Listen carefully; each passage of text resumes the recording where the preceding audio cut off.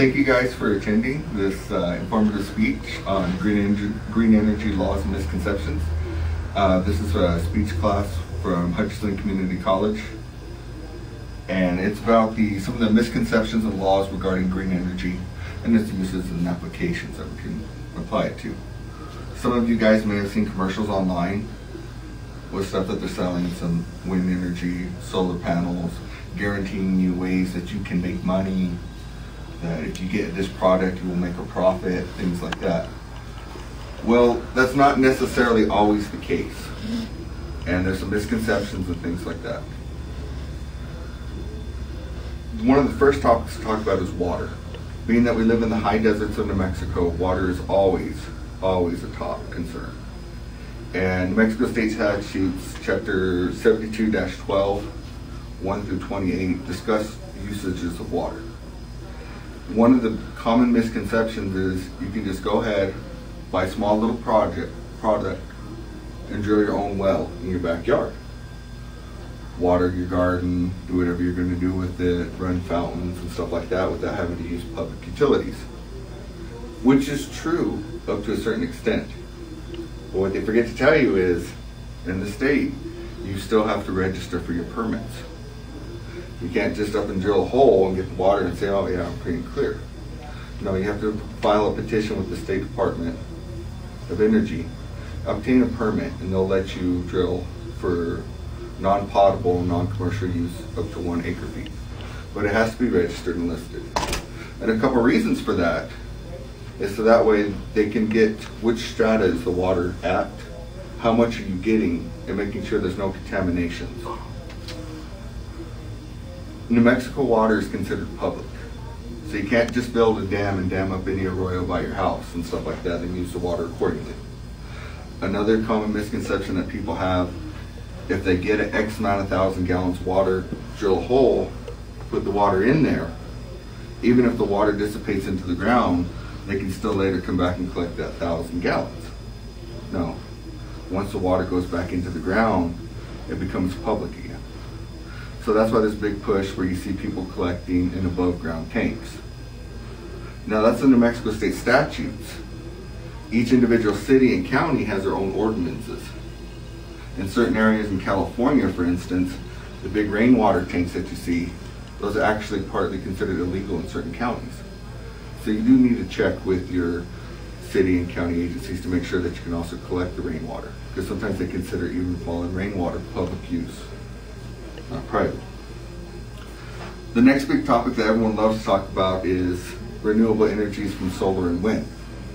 The good news is, though, if you're a Sierra County resident on the Sierra County Co-op, they do buy back electricity.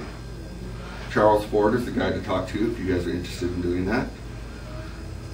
But the catch is, though, if you ever gone online and seen those, buy our solar panels that'll make you money and stuff like that, what they forget to tell you is the energy companies, they don't buy back at what they charge you. Matter of fact, it's a fraction less.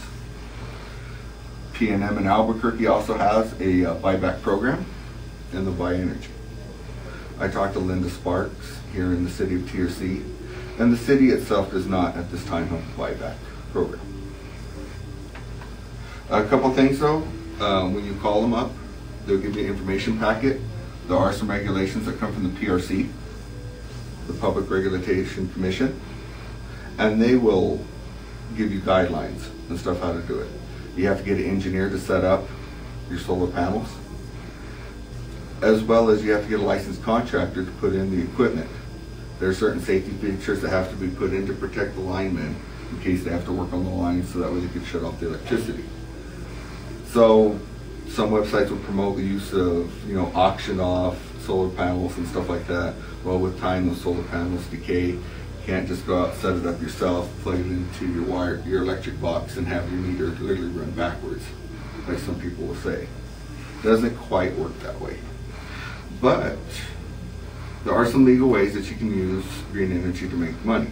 You just have to go and get your permits to do it. You have to, if you're going to use groundwater, you need to make sure that you obtain the water rights and apply for the proper permits to drill the water. If you're going to use solar energy for the money, you got to make sure that you get a structural engineer to set up the solar panels, as well as get a certified and licensed electrician to connect it for you. After you do that, you can obtain the proper applications to the Sierra Electric Co-op and buy back the energy.